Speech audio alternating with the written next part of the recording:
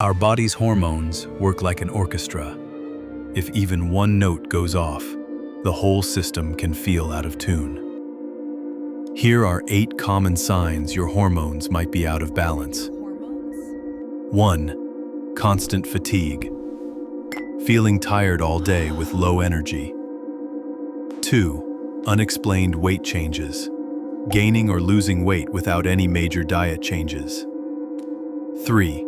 Mood swings and anxiety. Getting irritated, sad, or anxious for no clear reason.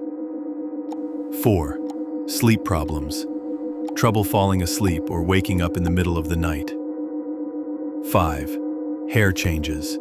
Hair loss or unwanted hair growth. 6.